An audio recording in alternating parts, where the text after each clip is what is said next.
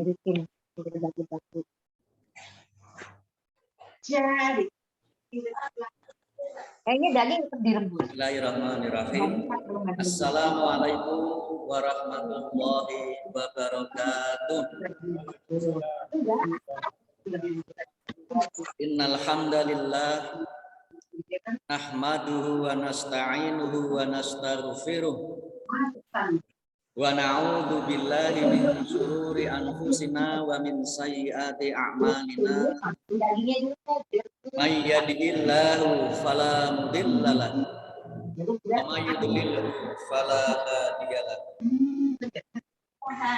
Asyhadu an la ilaha illallah wahdahu la syarika lahu wa asyhadu anna Muhammadan abduhu wa rasuluh. Allahumma sholli wa sallim wa barik ala Muhammad wa ala alihi wa ashabihi ajma'in, amma ba'd. Allah Ta'ala ya ayyuhalladzina amanu taqullaha haqqa tuqatih wa la tamutunna illa wa antum muslimun. Shadaqallahul azim.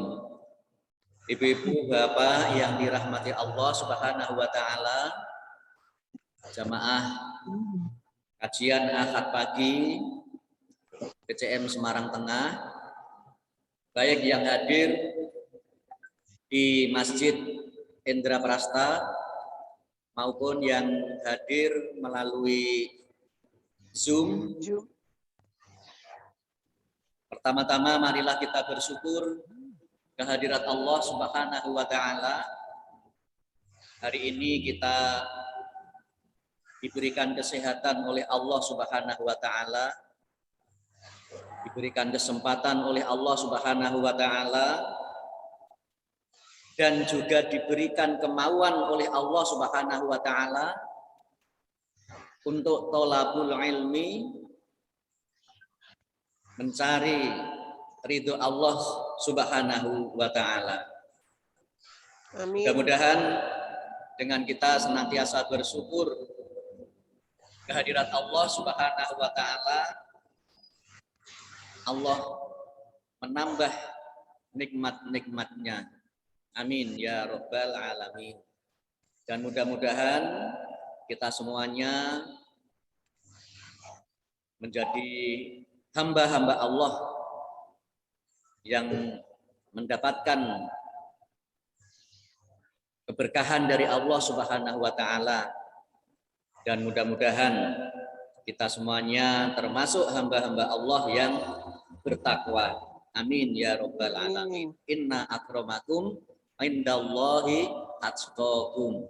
Sesungguhnya yang paling mulia di antara kalian di sisi Allah adalah mereka yang bertakwa. Hadirin bapak-bapak, ibu-ibu yang dirahmati Allah Subhanahu wa taala, sesuai dengan edaran dari panitia, tema kajian Ahad pagi hari ini yaitu tentang menggapai cinta Allah Subhanahu wa taala. Jadi bagaimana ya langkah kita, upaya kita agar kita ini mendapatkan cintanya Allah Subhanahu wa taala. Bagaimana upaya kita agar kita bisa mengambil hati Allah Subhanahu wa taala. Meskipun Allah itu tidak punya hati ya. Karena Allah itu tidak berwujud. Ya, bagaimana kita bisa menarik perhatian Allah Subhanahu wa taala agar kita ini mendapatkan cintanya Allah Subhanahu wa taala. Jangankan kita ini dicintai oleh Allah Subhanahu wa taala.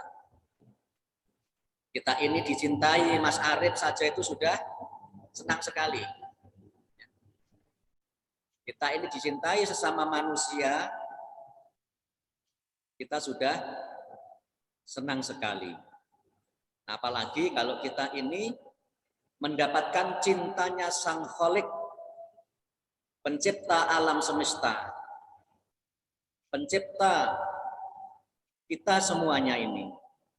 Maka ini sungguh menjadi keberuntungan yang luar biasa, keberuntungan yang sangat besar. Dari menggapai cinta Allah dan Rasul-Nya. Allah Subhanahu wa taala berfirman di dalam Al-Qur'an surah Ali Imran ayat 31. A'udzubillahi minasyaitonirrajim.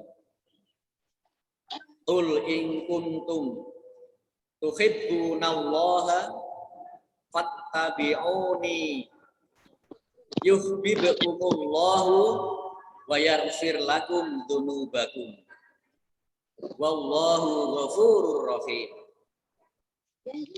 Katakanlah Muhammad, jika kamu benar-benar mencintai Allah, ikutilah aku, ikutilah Muhammad. Niscaya Allah mengasihi dan mengampuni dosa-dosamu. Allah Maha Pengampun, lagi Maha Penyayang. Nah, di ayat ini dijelaskan kalau kita ingin Allah mengasihi kita, mencintai kita, mengampuni dosa-dosa kita, maka ikutilah Muhammad Rasulullah Shallallahu Alaihi Wasallam. Kalau kita benar-benar cinta kepada Allah, maka ikutilah Rasulullah Shallallahu Alaihi Wasallam. Nah, bagaimana mengikuti Rasulullah?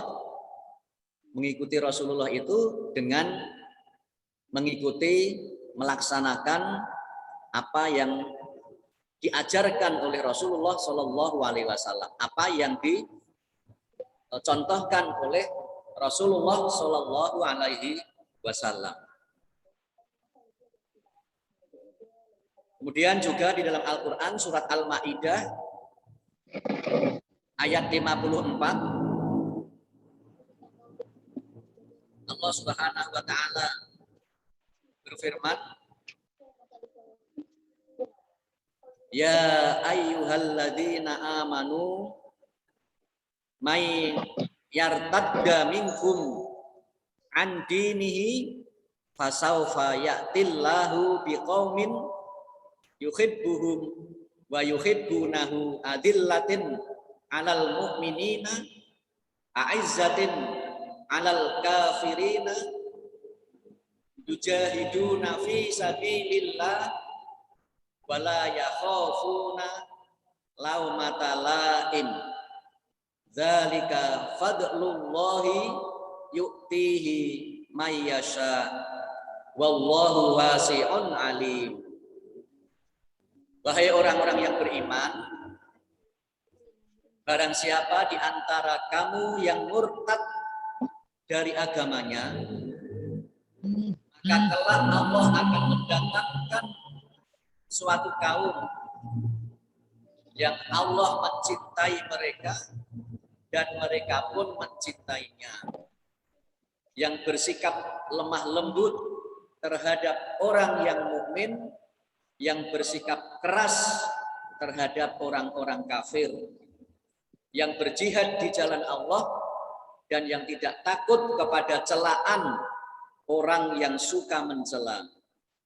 Itulah karunia Allah, diberikannya kepada siapa yang dikehendakinya, dan Allah Maha luas pemberiannya, lagi Maha mengetahui. Nah, di dalam ayat ini Allah juga memberikan penjelasan kepada kita bahwa orang yang akan mendapatkan cintanya Allah Subhanahu wa taala itu adalah mereka yang bersikap lemah lembut, berkasih sayang terhadap orang-orang mukmin, terhadap sesama muslim, dan bersikap tegas. Keras di sini maksudnya adalah tegas. Artinya dalam masalah ibadah itu tidak ada kompromi. Toleransi itu adalah kita saling menghormati, bukan saling mengikuti. Kalau saling mengikuti itu bukan toleransi.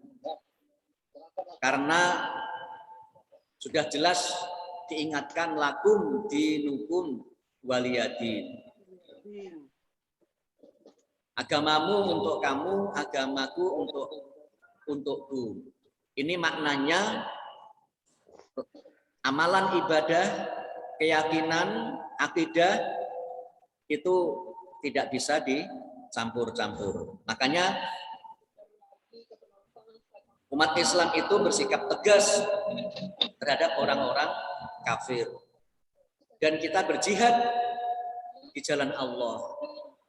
Ini yang akan mendapatkan cinta Allah Subhanahu wa Ta'ala.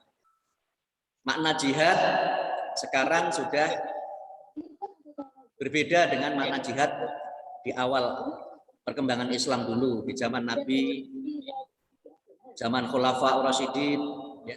Jadi jihad tidak identik dengan perang.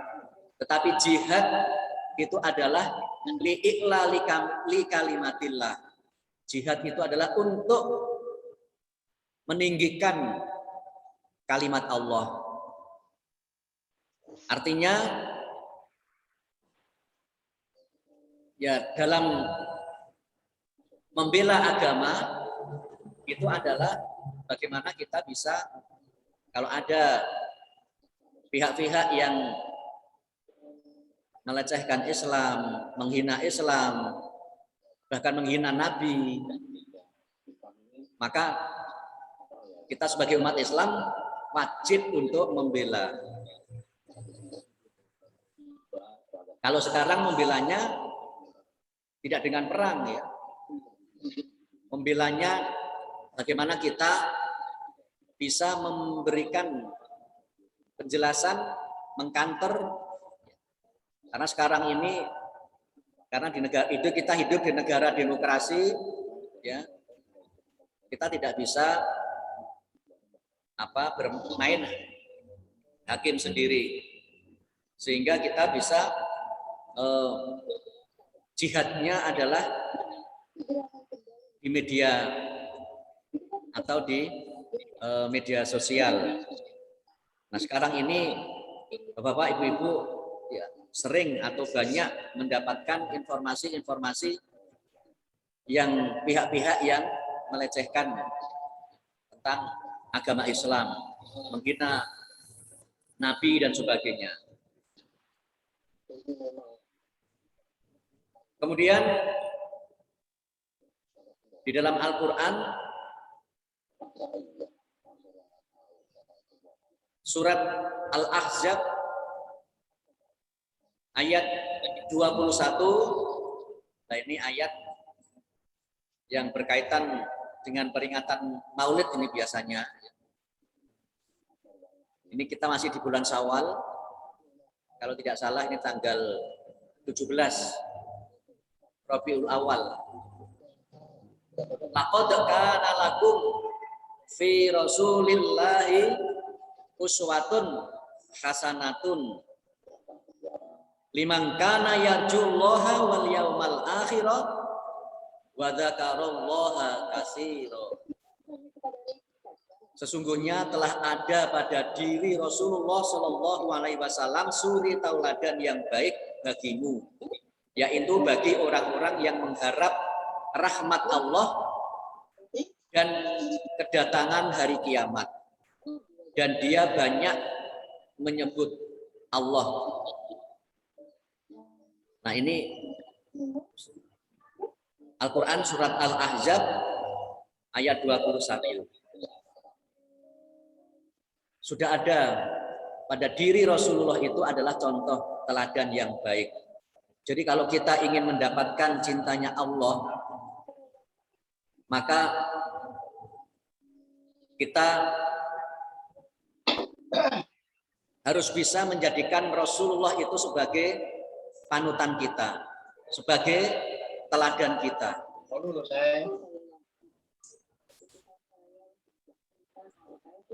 Karena Rasulullah itu adalah pada zamannya itu diibaratkan sebagai Al-Quran yang berjalan.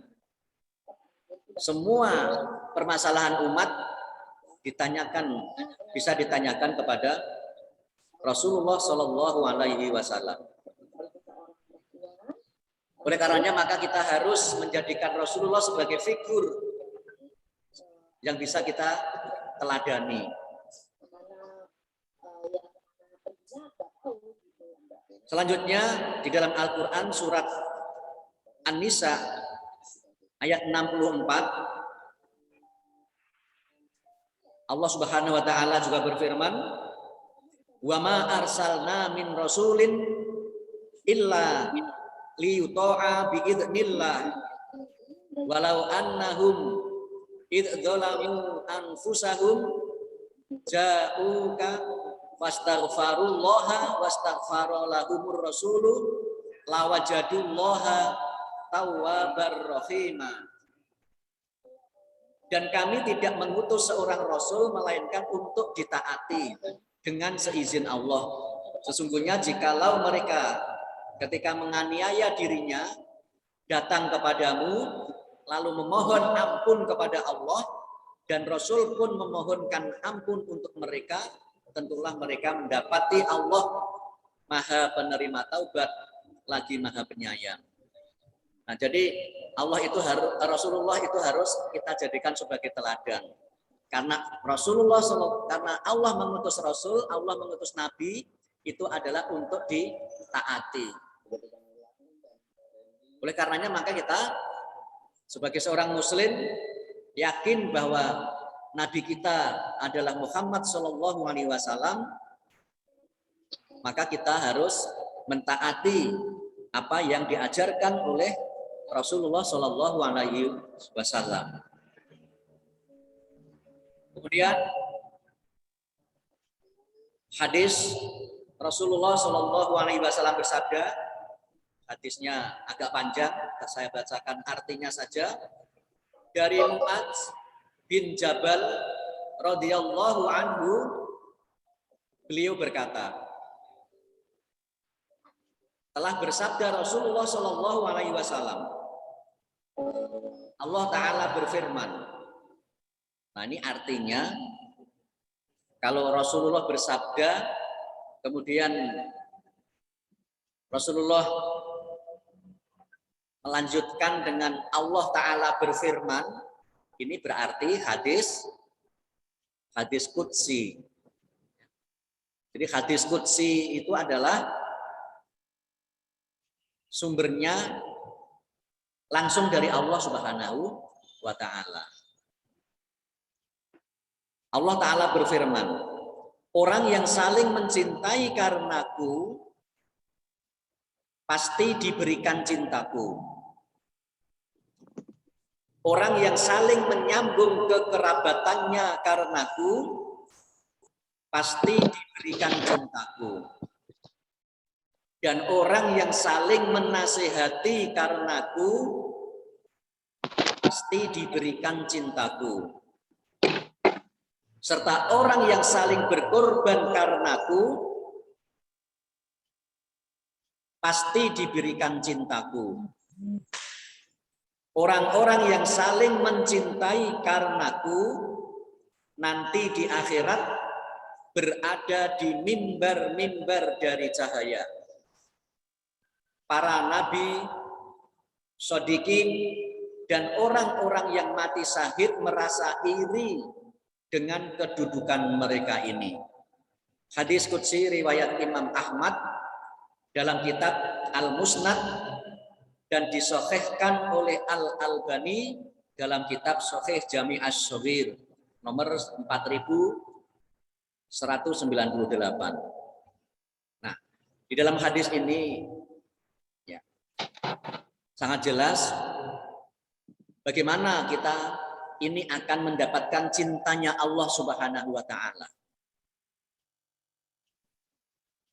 Jadi yang pertama adalah orang yang saling mencintai karena Allah. Mencintai dalam pengertian bukan cintanya laki-laki dan wanita. Ya. Tapi mencintai dalam pengertian berkasih sayang. Tetapi juga cinta seorang laki-laki dengan wanita, wanita dengan laki-laki. Kalau ini juga benar-benar cinta karena Allah, tidak melanggar syariat, maka ini juga termasuk di dalamnya. Jadi orang saling mencintai, orang saling berkasih sayang karena Allah. Tapi kalau cinta itu sudah karena Allah, maka semuanya akan kembali kepada Allah dan Rasul-Nya sesuai dengan syariat Islam. Tidak ada maksud-maksud tertentu. Mereka saling menasihati, mereka saling membantu, maka dia akan mendapatkan cintanya Allah Subhanahu wa taala. Dia akan selalu berkasih sayang. Yang tua menyayangi yang muda menghormati yang tua dan sebagainya. Maka dia akan mendapatkan cintanya Allah Subhanahu wa taala. Kemudian orang yang saling menyambung kekerabatannya, orang yang menyambung tali persaudaraan, dia juga akan mendapatkan cintanya Allah. Kemudian mereka yang saling menasihati karena Allah, mereka juga akan mendapatkan cintanya Allah Subhanahu wa taala. Apakah ada orang menasihati bukan karena cinta? Ya kadang orang menasihati orang itu ingin menunjukkan bahwa dirinya lebih baik, lebih pintar, lebih tinggi kedudukannya, biar dihormati dan sebagainya. Nah itu berarti cintanya, menasihati orang itu bukan karena cinta kepada orang tersebut. Siapa yang menasihati orang lain karenaku, maka akan mendapatkan cintanya Allah. Kemudian orang yang saling berkorban karenaku. Orang yang berkorban itu berarti dia rela memberikan apa yang ia miliki untuk orang lain. Apakah itu harta, tenaga, dan juga ilmu. Berkorban, membantu orang lain, menghilangkan kesulitan orang lain, menghilangkan kesusahan orang lain. Maka orang yang berkorban itu prinsipnya biarlah dirinya mengalami sedikit kesulitan, mengalami sedikit kesusahan, asal orang lain itu bahagia, asal orang lain itu terhindar dari masalah, agar orang lain itu terhindar dari kesulitan. Enggak apa-apa dirinya mengalami kesulitan demi untuk orang lain. Inilah sifat orang yang rela berkorban demi orang lain. Kalau kita bisa seperti ini, maka kita akan mendapatkan cintanya Allah Subhanahu wa taala. Jadi orang-orang yang mencintai karena Allah disebutkan di dalam hadis qudsi ini, besok di akhirat mereka akan berada di mimbar-mimbar dari cahaya. Ini menunjukkan kemuliaan orang yang mencintai orang lain itu karena Allah Subhanahu wa taala. Untuk menunjukkan orang yang mendapatkan cintanya Allah Subhanahu wa taala. Bahkan para nabi, shodiqin, orang-orang yang benar, orang-orang yang mati syahid itu merasa iri dengan kedudukan mereka ini. Jadi ini hadis qudsi ya, diriwayatkan oleh Imam Ahmad. Para nabi, para shodiqin, para mujahid, orang yang mati syahid, itu mereka dijamin masuk surga. Tetapi kedudukannya mereka masih merasa iri dengan orang-orang yang tadi disebutkan. Orang-orang yang mencintai, yang saling mencintai karena Allah Subhanahu wa taala. Dalam amal ubudiyah, mahabbah atau mencintai mendapatkan derajat yang paling tinggi. Jadi saling mencintai itu dalam amalan ibadah itu mendapatkan derajat yang paling tinggi. Mencintai Allah dan Rasul-Nya berarti melaksanakan seluruh amanat dan ajaran Al-Quran dan sunnah Rasul, disertai dengan perasaan hati yang dipenuhi rasa saling mencintai. Rasulullah Shallallahu Alaihi Wasallam bersabda, yang artinya Allah yang maha agung dan mulia menjumpaiku, yakni dalam tidurku. Jadi Rasulullah ini bermimpi, kemudian berfirman kepadaku, kepada Nabi. Berarti ini hadis qudsi lagi. Wahai Muhammad, katakanlah, ya Allah, aku memohon kepadamu untuk mencintaimu. Ya Allah, aku memohon kepadamu untuk mencintaimu. Mencintai siapa saja yang mencintaimu,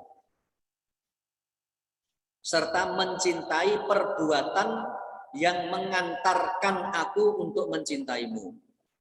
Hadis riwayat Tirmidzi nomor 3412. Jadi ini ada doa agar kita ini bisa mencintai Allah, mencintai orang-orang yang mencintai Allah, dan mencintai perbuatan yang mengantarkan untuk mencintai Allah. Ada 3 poin doa ini. Dan doa ini yang diajarkan oleh Nabi Daud. Nanti hadisnya ada. Ya Allah, aku memohon kepadamu untuk bisa mencintaimu. Mencintai siapa saja yang mencintaimu. Dan mencintai perbuatan yang mengantarkan aku untuk bisa mencintaimu. Nah ini. Jadi ini saya nggak ada LCD-nya ya Mas Arif ya. Belum, insya Allah. Mudah-mudahan nanti ada yang infak LCD. Tapi di sini terlalu terang ya, harus ada gordennya nih. Jadi masih banyak PR. Kan. Jadi doanya begini. Allahumma inni as'aluka hubbaka. Ini yang pertama. Allahumma inni as'aluka hubbaka wa hubba man yuhibbuka. Yang kedua. Wa hubba man yuhibbuka. Kemudian yang ketiga, wal amalalladzi yuballighuni hubbaka wal amalal ladzi yuballighuni hubbaka,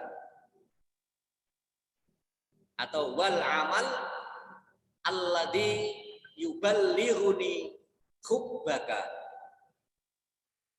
Jadi ini doa agar kita ini bisa dalam hati kita itu selalu ingat kepada Allah sehingga kita mencintai Allah dan Rasul-Nya, kemudian mencintai orang-orang yang mencintai Allah dan mencintai perbuatan-perbuatan yang akan bisa mengantarkan kita ini mencintai Allah Subhanahu wa ta'ala. Allahumma inni as'aluka hubbaka wa hubba man yuhibbuka wal amal alladzi yuballighuni hubbaka. Nah, ini hadis lengkapnya sebagai berikut ini, ya.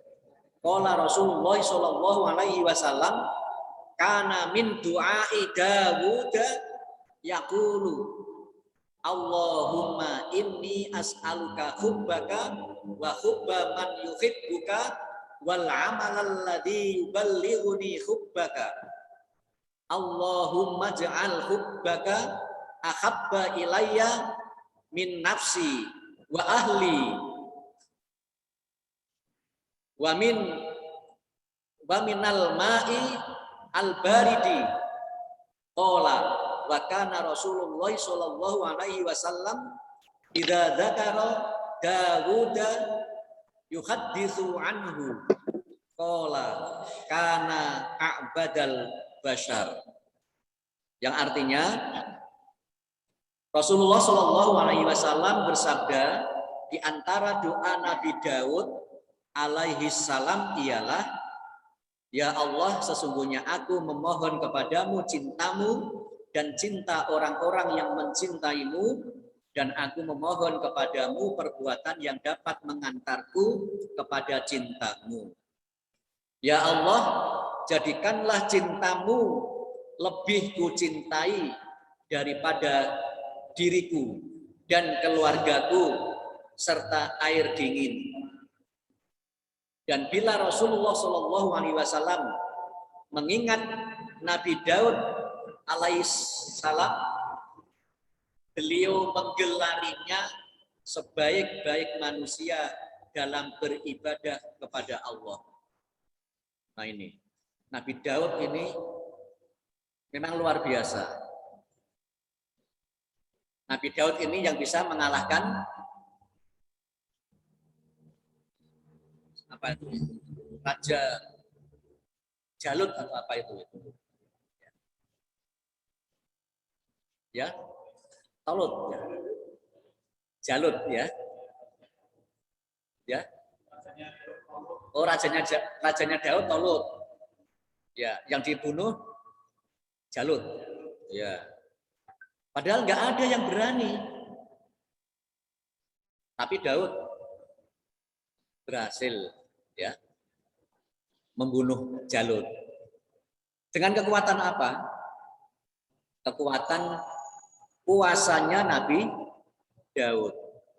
Makanya puasa yang paling banyak itu kan, yang paling luar biasa itu kan puasanya Nabi Daud. Makanya sekarang ada yang ya puasa Daud. Itu mengikuti Nabi Daud. Nah, di sini bahkan Rasulullah Shallallahu Alaihi Wasallam itu menggelari Nabi Daud itu adalah manusia, sebaik-baik manusia dalam beribadah kepada Allah.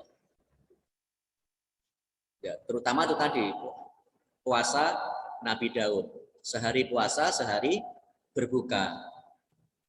Nah, ini doa yang didoakan oleh Nabi Daud, ya, yaitu, ya Allah, sesungguhnya aku memohon kepadamu cintamu dan cinta orang-orang yang mencintaimu, dan aku memohon kepadamu perbuatan yang dapat mengantarku kepada cintamu. Ya Allah, jadikanlah cintamu lebih kucintai daripada diriku dan keluargaku serta air dingin.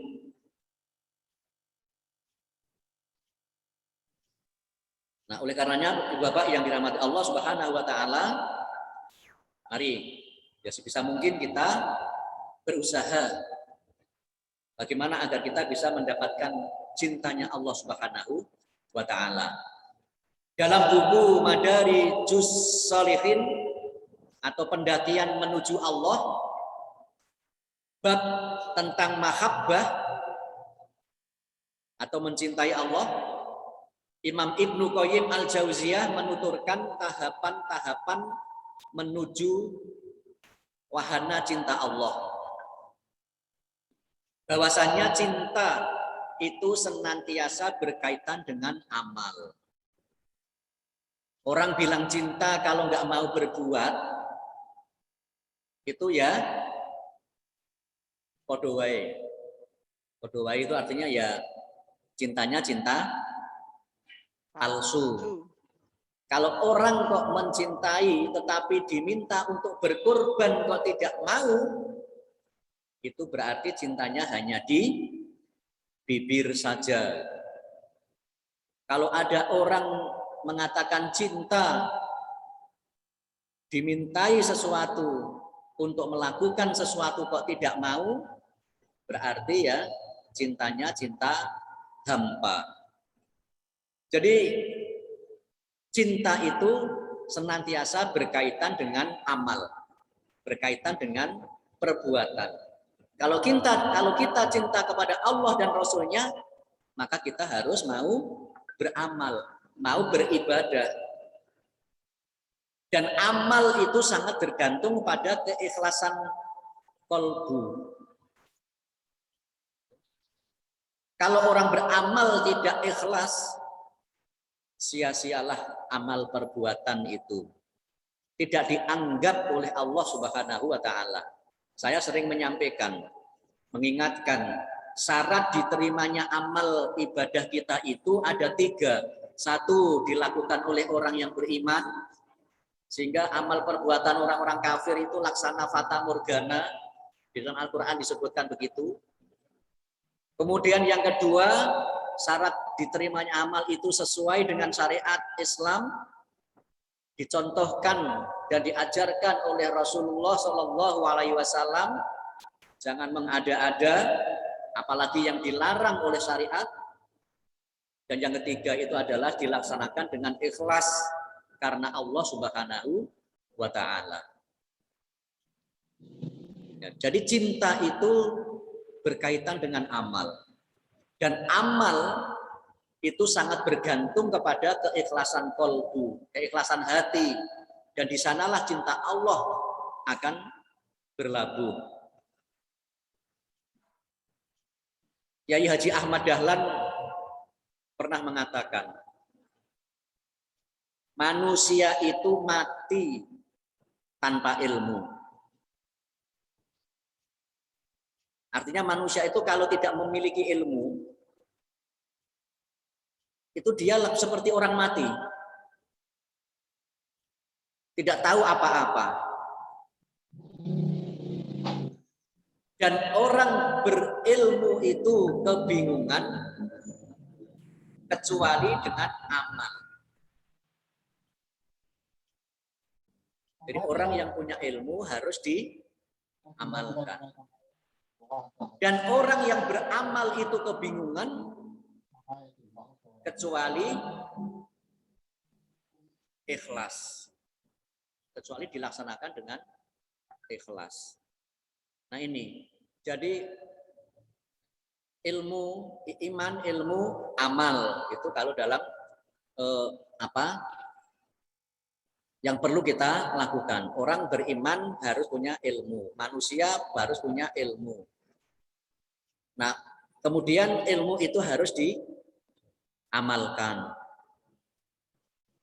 Kemudian amal itu akan bermakna kalau dilaksanakan dengan ikhlas. Ini salah satu pesan dari Kiai Haji Ahmad Dahlan. Di antara 7 falsafah perjuangan Kiai Haji Ahmad Dahlan itu salah satunya itu. Manusia mati tanpa ilmu. Orang berilmu kebingungan kecuali diamalkan. Orang beramal kebingungan kecuali dilaksanakan dengan ikhlas. Jadi kita ini sungguh akan merasa sangat bahagia kalau bisa meraih dan menggapai cintanya Allah Subhanahu wa Ta'ala. Sebab apabila seseorang berhasil mendapatkan cintanya Allah, maka hidupnya akan dituntun dan dibimbing oleh Allah Subhanahu wa Ta'ala. Allah akan membimbing penglihatannya tatkala dirinya melihat. Allah akan membimbing pendengarannya manakala ia mendengarkan.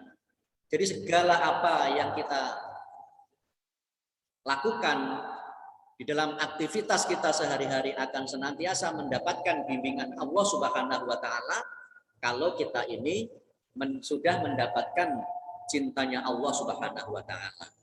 Sebaliknya betapa menyakitkan bila kita merasa mencintai dan dicintai oleh Allah. Ya, merasa kita sudah merasa dicintai, kita sudah merasa mencintai dan dicintai oleh Allah.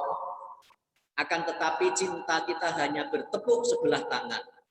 Kita merasa mendapatkan kecintaan Allah, akan tetapi sebenarnya kita tidak pernah mendapatkan kecintaan dari Allah Subhanahu wa Ta'ala. Nah, orang-orang yang seperti inilah yang beramal yang tidak dilandasi dengan dasar yang jelas. Mereka merasa ya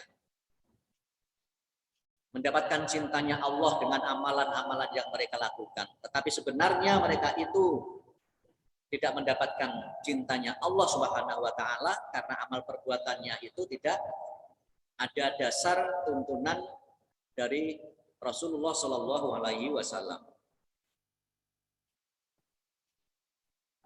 Ada hadis ya dari Abu Hurairah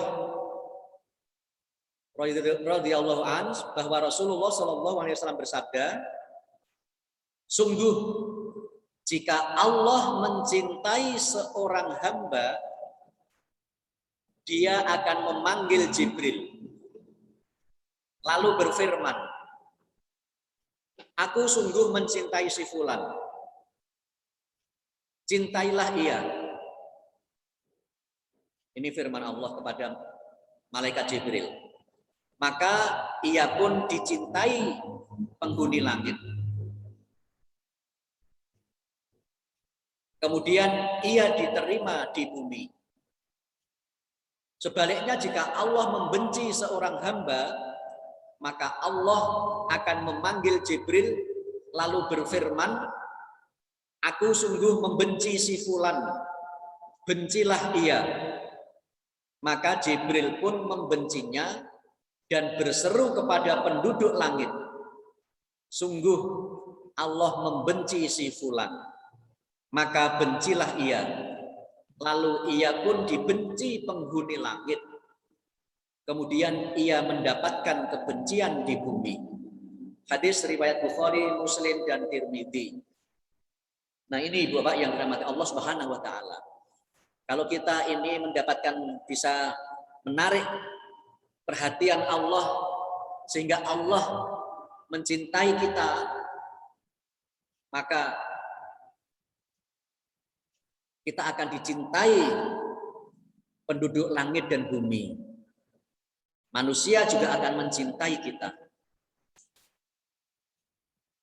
Sebaliknya kalau kita ini tidak dicintai oleh Allah, dibenci oleh Allah, maka juga kita ini akan dibenci oleh penduduk langit dan bumi. Nah, oleh karenanya mahabbah, mencintai Allah dengan melaksanakan syariat-syariat agama yang dibawa oleh Rasulullah Shallallahu Alaihi Wasallam. Ini adalah upaya untuk kita bisa menggapai cintanya Allah Subhanahu wa Ta'ala. Nah, kemudian kadang banyak orang yang melakukan perbuatan-perbuatan tertentu ya untuk mendapatkan kecintaan Allah yang tidak ada dasarnya, seperti orang yang menyendiri, ya, orang yang hidup menyepi di tengah hutan, yang mereka jarang makan, minum, bahkan mandi, menjauhi anak istrinya, beranggapan bahwa ia dengan melakukan itu akan mendapatkan cintanya Allah Subhanahu wa Ta'ala. Atau juga ada orang yang melaksanakan amalan puasa 3 hari 3 malam tanpa berbuka dan sebagainya, dengan harapan mendapatkan cintanya Allah Subhanahu wa Ta'ala. Nah, tentunya perbuatan-perbuatan seperti ini ya, yang tidak ada dasar di dalam Al-Quran dan hadis, maka perbuatan yang seperti ini yang akan sia-sia. Ibu bapak yang dirahmati Allah Subhanahu wa Ta'ala, nah bagaimana mendapatkan cintanya Allah Subhanahu wa Ta'ala? Untuk mendapatkan cinta Allah Subhanahu wa Ta'ala, yaitu tentunya dengan mengikuti Rasulullah Shallallahu Alaihi Wasallam, yaitu kita harus mematuhi dan mentaati segala perintah dan larangan yang telah dicontohkan oleh beliau. Nah, kita mematuhi, mencontoh apa yang dibawa oleh Rasulullah Shallallahu Alaihi Wasallam itu ya tidak mudah, tetapi harus bisa kita upayakan, kita latih, ya. Bisa dilatih, insya Allah pelan-pelan. Nanti kalau sudah terbiasa, insya Allah akan akan mudah, akan gampang karena sudah terbiasa. Yang susah itu kan awal ya, awal itu memang susah. Maka kita harus di awal itu bisa memaksakan diri ya untuk melaksanakan amalan-amalan yang bisa mendapatkan cintanya Allah Subhanahu wa Ta'ala. Nah, ini untuk melatih ya, untuk melatih diri agar kita ini bisa melaksanakan amalan-amalan ibadah ya, yang dicontohkan oleh Rasulullah. Maka ada beberapa hal yang bisa kita lakukan. Yang pertama ada tekad. Ya, kita harus punya niat. Tekad itu berarti niat yang kuat. Dengan niat, tekad yang kuat, maka insya Allah kita akan bisa melakukan amalan ibadah. Kemudian ada target. Nah, ini kalau perlu memang ada semacam daftar amalan yang bisa kita lakukan sehari-hari. Ada listnya. Jadi di daftar amalan-amalan apa yang bisa mendatangkan cintanya Allah. Lalu ditargetkan untuk bisa kita lakukan sebagai amalan harian kita. Sesuai dengan kemampuan diri kita. Karena masing-masing kita itu kan waktu itu luangnya itu kan beda-beda. Kemudian yang ketiga ada sarana pendukung. Sarana pendukungnya apa? Sarana pendukungnya itu ya bisa berupa kitab. Kemudian juga ya berteman dengan orang-orang yang alim, yang soleh, yang punya motivasi yang sama. Ini pendukung kita, yang memotivasi kita. Jangan berkumpul dengan orang-orang yang bukan ahlul ilmi dan ahlul ibadah. Karena kalau kita berkumpulnya dengan orang-orang yang biasa-biasa saja, ibadahnya, ilmunya, dan sebagainya itu, kita tidak akan termotivasi. Tetapi kalau kita berkumpul dengan orang-orang yang memiliki ilmu, dengan kiai, kemudian dengan orang-orang yang ahli ibadah, maka kita akan termotivasi untuk bisa mengikutinya. Kemudian ada kesungguhan. Artinya kita bersungguh-sungguh untuk melakukan apa yang sudah kita targetkan tadi. Karena dengan bersungguh-sungguh itu maka segala rintangan seperti rasa malas dapat diatasi. Kemudian dilakukan dengan maksimal. Artinya kita ini beribadah yang kita pentingkan itu kualitas. Ya. Jangan kuantitas. Amalan ibadah itu dan termasuk semua perbuatan yang kita lakukan, termasuk dalam bekerja, maka yang kita pentingkan itu adalah kualitas. Mutu. Biar maksimal itu seperti apa? Jangan setengah-setengah. Kemudian iringi dengan doa. Yang bisa kita latih, apa yang kita lakukan di atas tadi, maka yang tidak kalah pentingnya adalah iringi dengan doa. Agar mendapatkan pertolongan dari Allah Subhanahu wa taala. Untuk menjadi kita sebagai hamba yang bisa dicintai oleh Allah Subhanahu wa taala. Doanya apa? Doanya tadi yang di atas tadi. Allahumma inna nas'aluka hubbaka wa habba man yuhibbuka wal amal alladzi yuballighuna hubbaka. Ya Allah, aku memohon kepadamu untuk mencintaimu, mencintai siapa saja yang mencintaimu, serta mencintai perbuatan yang mengantarkan aku untuk mencintaimu. Nah ini,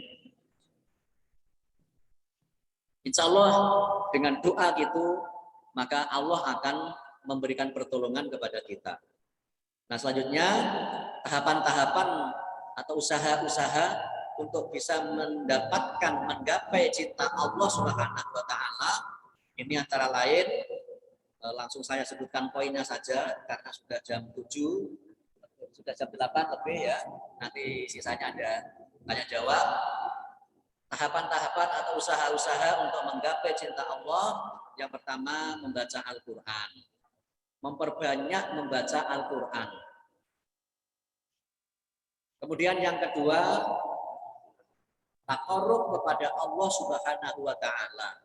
Mendekatkan diri kepada Allah Subhanahu wa taala dengan melaksanakan ibadah-ibadah sunnah.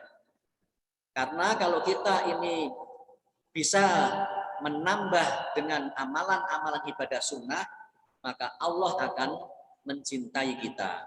Yang ketiga, yaitu melanggengkan zikir kepada Allah. Melanggengkan zikir kepada Allah itu artinya istiqomah di dalam berzikir kepada Allah. Continue, ajak berzikir kepada Allah Subhanahu wa taala. Kemudian yang keempat, cinta kepada Allah melebihi cinta kepada diri sendiri. Artinya kita ini, cinta kita kepada Allah itu ya, kita utamakan, melebihi cintanya kepada diri sendiri. Kemudian yang kelima, kontinuitas musyahadah dan ma'rifat Allah Subhanahu wa taala. Kontinuitas menyaksikan dan mengenal Allah Subhanahu wa taala. Yang keenam, menghayati kebaikan, kebesaran dan nikmat Allah. Tidak ada pemberian nikmat dan kebaikan yang hakiki selain Allah Subhanahu wa taala. Kemudian yang 7, ketertundukan hati secara total di hadapan Allah.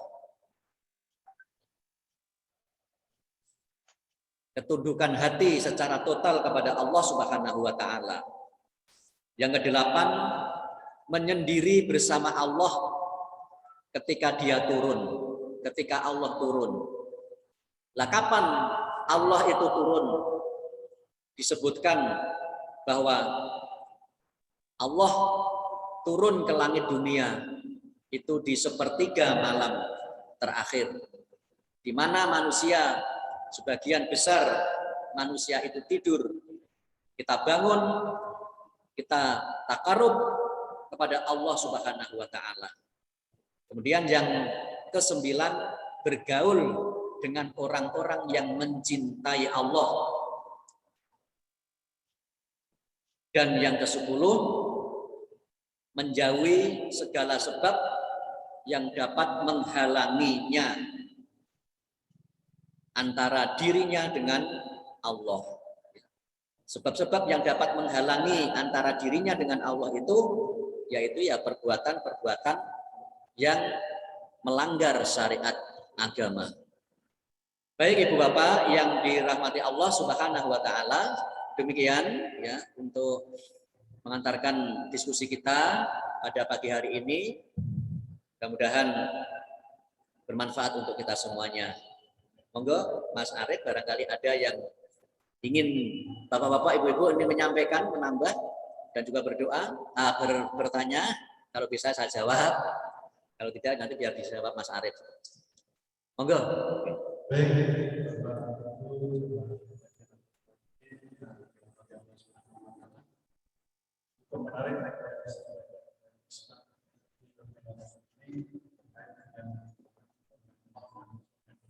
Sebagai umat Islam yang beriman karena kita Allah Rasul oleh sesuai dengan Rasulullah yang ikhlas. Baik kalau itu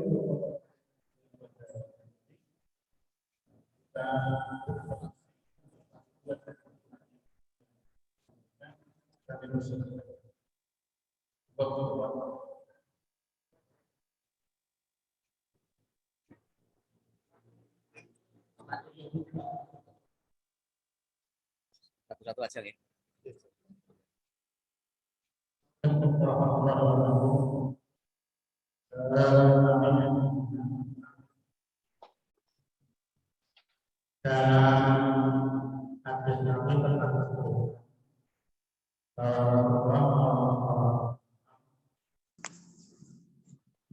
Jadi apa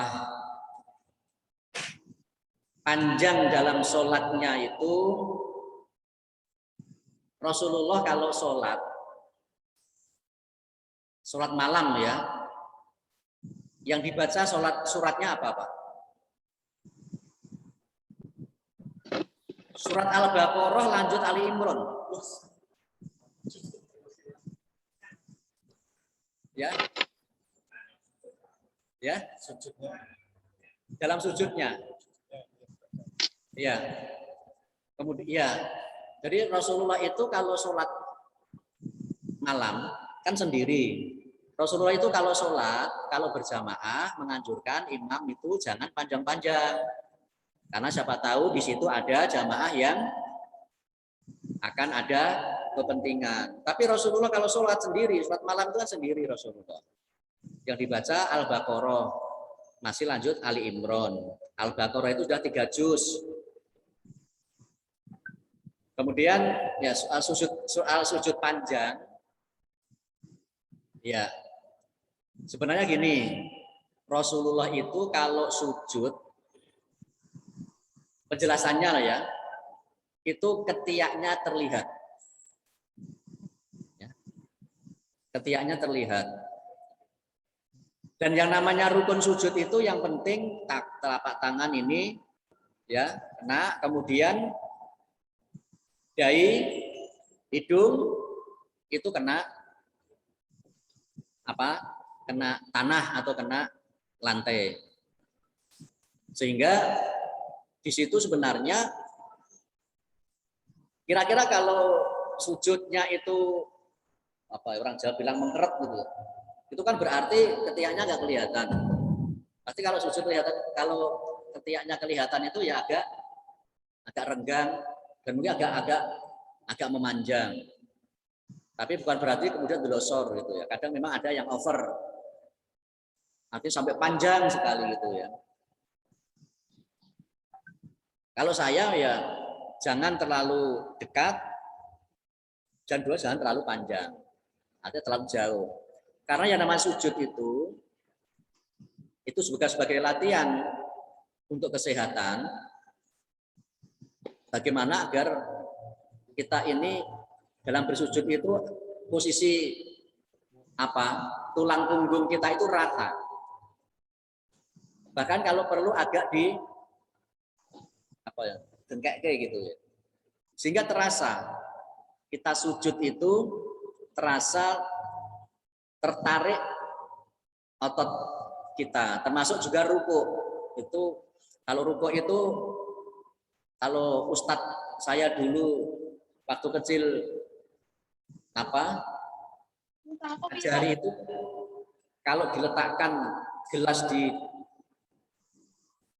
punggung itu enggak jatuh, artinya rata.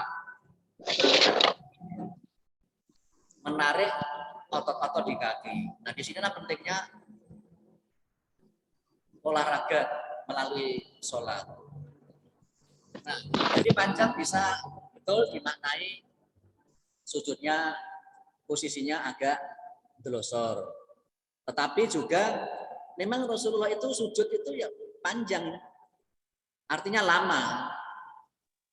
Karena ada hadis yang menyebutkan sebaik-baik sujud atau doa yang akan diijabah oleh Allah itu dikala sujud. Kira-kira apa yang dibaca kalau sujudnya panjang? Ya yang dibaca ya doa. Apa saja bisa kita baca saat sujud. Terutama Bapak Ibu, kalau sholat itu di sujud terakhir, rakaat terakhir itu kita lebih lama dibandingkan dengan sujud-sujud sebelumnya. Nah, ini termasuk yang saya amalkan di sujud terakhir, rakaat terakhir itu lama. Makanya kalau Mas Arif makmum dengan saya itu, kalau sujud yang akhir itu agak lama sedikit. Gitu.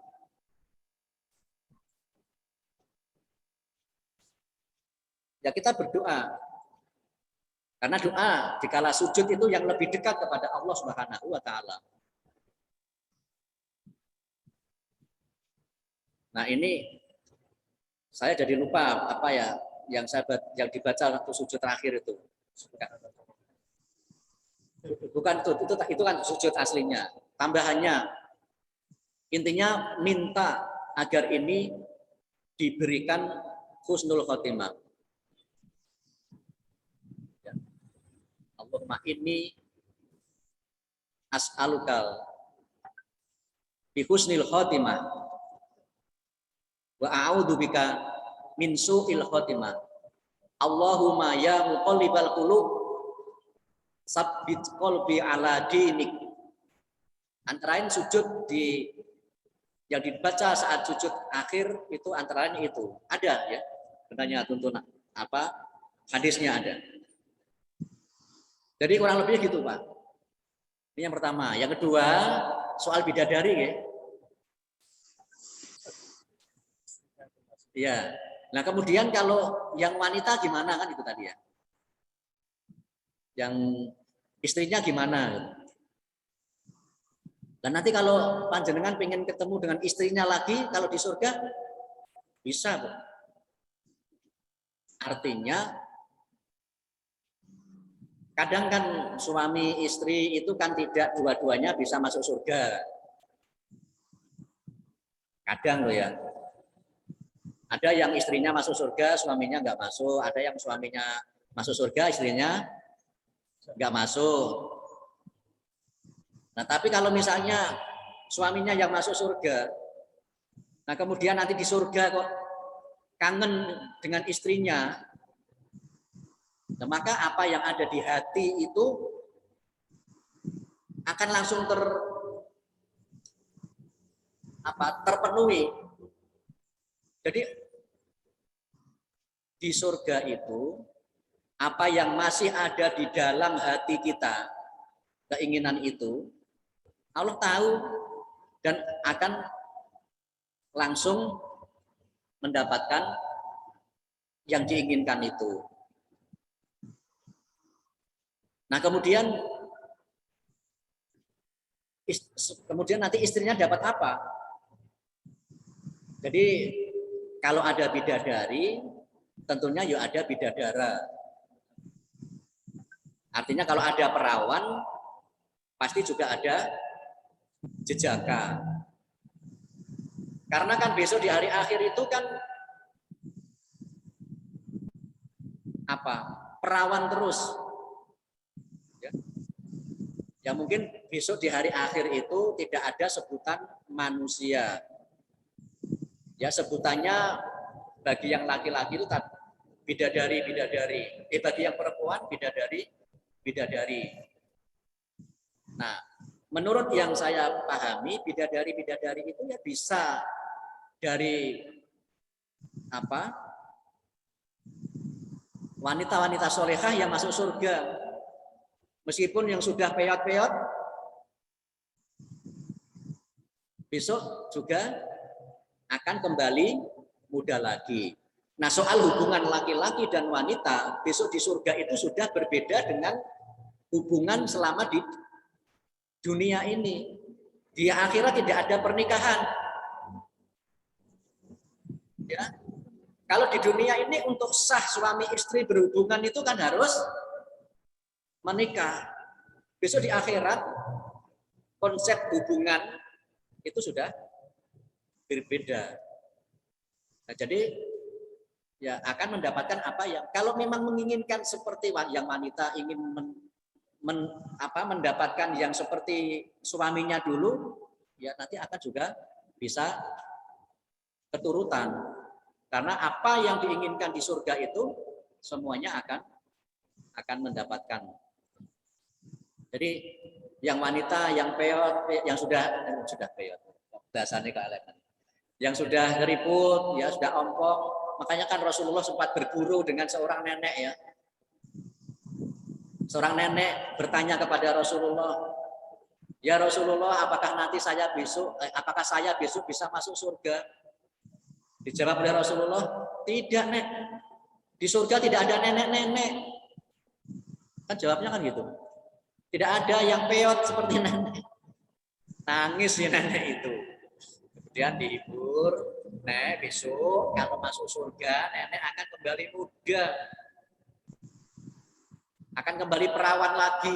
Kan begitu. Oke, baik Pak, situ yang bisa jawab ya. Mohon maaf kalau belum bisa memuaskan. Oke, monggo Ibu.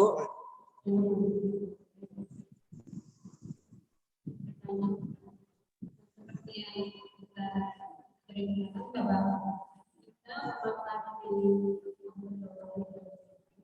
kita mengalami memerintahkan kuat atau yang berdasarkan sangat yang saya katakan seandainya seperti ini kuasanya ada ibu. Kemudian dan sakit saya berikan dari karena saya mengatakan bahwa kuasanya itu bagaimana saya tidak ada tahapan. Jadi rembuh kombes tertentu dilanjutkan dengan mulai apakah boleh kemudian yang kedua saya pernah mendengar bikin lebih baik putus itu yang kedua kemudian kita saya terganti dengan tadi hadis yang Bukhari bahwa Allah akan memberi Allah memberi tadi dan tidak berhenti di hari raya seolah-olah bertentangan dengan sifat Allah yang otomatis.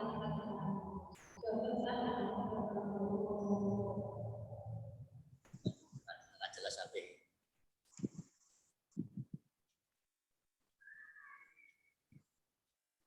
Baik, 3 pertanyaan ya. Cuman sayangnya nggak begitu jelas. Yang pertama tentang puasa Yaumil Bid ya. Hari Jumat katanya kalau nggak boleh sholat puasa. Pas kebetulan Iya. 3 harinya ada Jumat. Baik.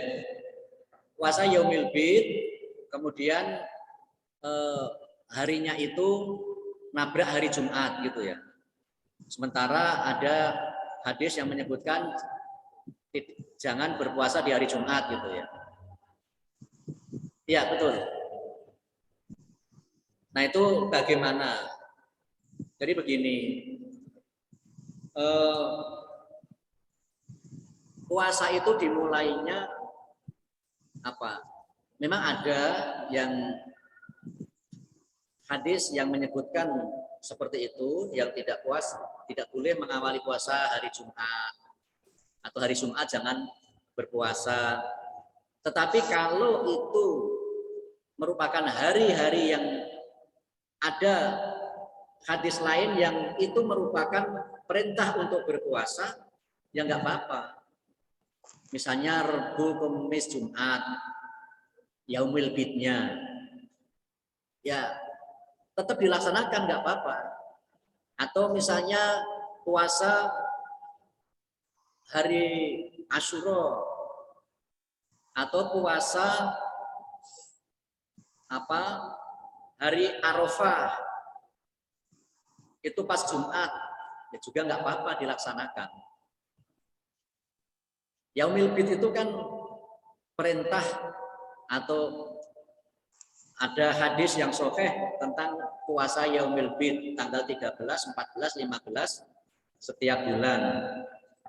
Kalau itu ada hari Jumat juga tidak apa-apa dilaksanakan. Bahkan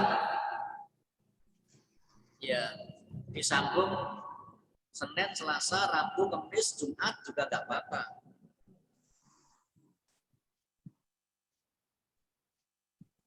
Ini yang pertama ya.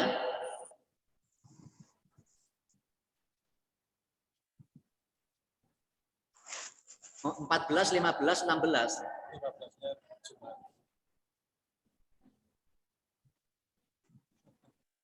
Ketiganya sakit bilang tak bisa. Oh, hari ketiganya sakit. Nggak bisa. Oh ya.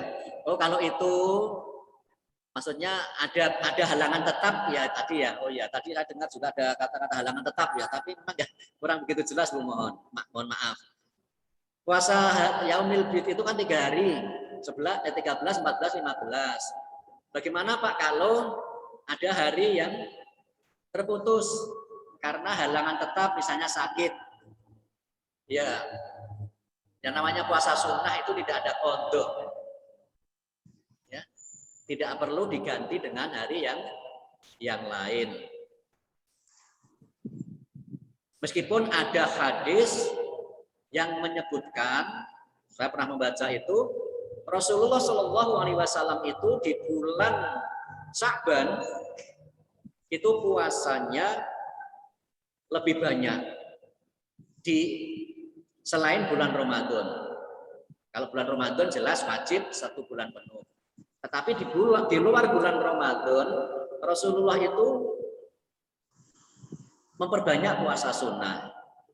Nah, ada yang menyebutkan ulama bahwa Nabi memperbanyak puasa di bulan Sya'ban itu adalah untuk mengganti puasa Yaumil Bid yang kadang Rasulullah tidak bisa melaksanakan karena ada urusan. Tapi memang tidak ada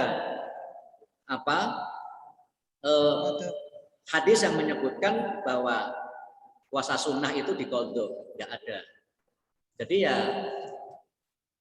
ya berarti Anggap saja itu sebagai ya takdir, karena sakit, karena halangan tetap, bahkan karena musafir, puasa wajib saja musafir bisa dibatalkan, ditinggalkan, diganti hari lain. Maka puasa sunnah kalau kita musafir juga bisa kita tinggalkan puasa sunnah tersebut. Itu ya. Kemudian yang kedua, apa tadi Mas? Yang kedua,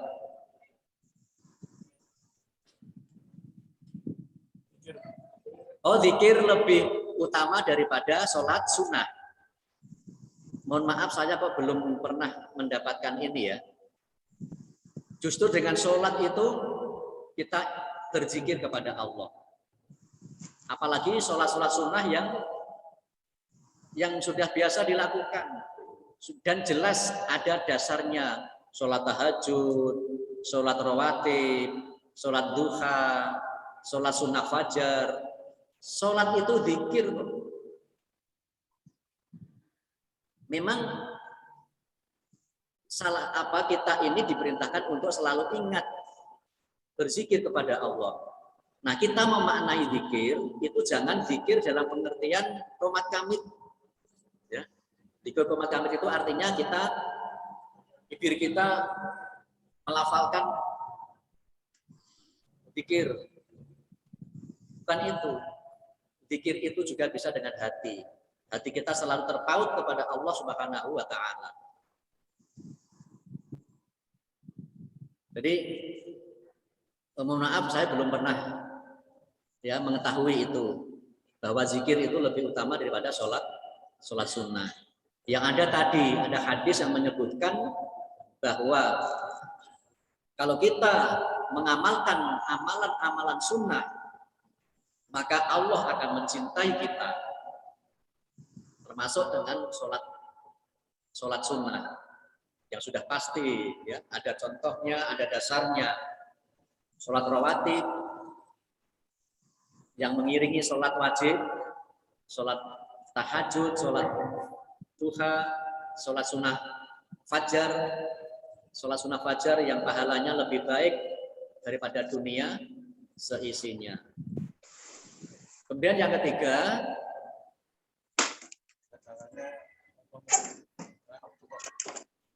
seberangan dengan sifat Allah yang Maha Pengasih. Ada kala kenapa Allah membenci seseorang kok bertentangan dengan sifat Allah ya, yang mana membenci di sini bukan berarti membenci dalam pengertian kemudian ada dendam di hati. Membenci di sini dalam pengertian tidak menyukai. Ya, Allah memang Maha Rahman Rahim. Kalau Allah kemudian tidak memiliki sifat ya membenci dalam pengertian tidak menyukai, maka Allah tidak akan membalas balasan orang-orang yang berbuat maksiat dengan neraka. Ya, dengan dosa dan neraka. Allah sekali lagi memang memiliki sifat Rahman Rahim. Kasih sayang Allah itu meliputi untuk semua makhluknya, bahkan kepada mereka yang tidak mau beribadah kepadanya. Tetapi kasih sayang Allah yang diberikan kepada manusia yang tidak mau beribadah kepadanya itu hanya selama di dunia ini saja. Besok di akhirat mereka akan mendapatkan balasan sesuai dengan amal perbuatannya, yaitu balasan neraka. Jadi itu. Nah, Bu Indri tadi ya. Ya, jadi Bu Indri bisa memaknai balasan neraka itu apa? Itu bentuk kebencian Allah atau apa? Nah itu. Jadi Allah itu ingin apa? Berbuat adil. Adilnya Allah itu tidak kemudian memberikan balasan yang sama kepada hambanya yang soleh dan hambanya yang tidak soleh, hambanya yang beriman dan hambanya yang kafir. Adilnya Allah itu ya yang beriman, yang bertakwa diberi balasan surga, yang kafir, yang tidak mau menyembah Allah diberi balasan neraka. Itu ya. Terima kasih. Masih ada? Oke, monggo.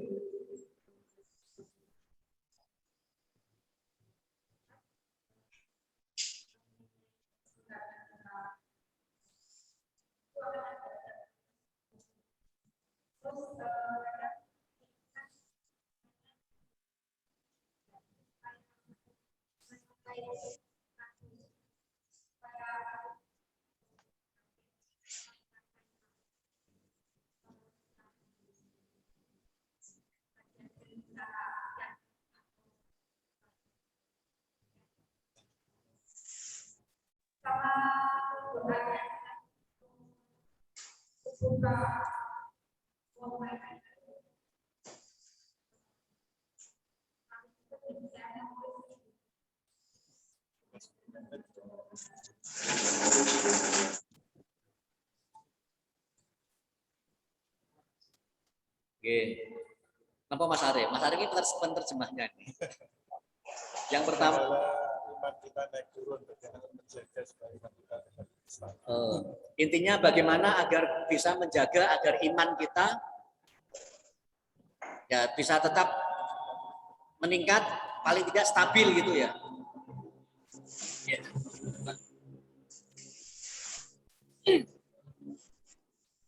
Angel ini. Tapi begini, ada hadis yang menyebutkan al-imanu yazidu wa yanqus. Iman itu kadang naik, kadang turun. Fajaddidu imanakum biqauli la ilaha illallah. Ya. Jadi iman itu kadang naik, kadang turun. Ada yang menyebutkan iman itu seperti roda berputar. Kadang di atas, kadang di bawah, kadang di samping. Nah, kemudian bagaimana kita bisa menjaga iman kita itu? Fajadidu imanakum biqauli la ilaha illallah. Maka perbaharuilah imanmu dengan la ilaha illallah. Nah, ini juga perlu penjelasan. Bagaimana memperbaharui iman kok dengan la ilaha illallah? Nah, la ilaha illallah itu kan kalimat tauhid. Tidak ada Tuhan selain Allah. Kalau kita sudah mengikrarkan la ilaha illallah, maka ini mengandung konsekuensi. Konsekuensi dari ucapan la ilaha illallah itu adalah maka kita harus beribadah, mau beribadah kepada Allah. Menyembah hanya kepada Allah yang pertama. Jangan menyekutukan Allah. Innallaha la yaghfiru ayyushraka wa yaghfiru ma duna dzalika liman yasha. Allah tidak akan mengampuni dosa apabila dia disekutukan.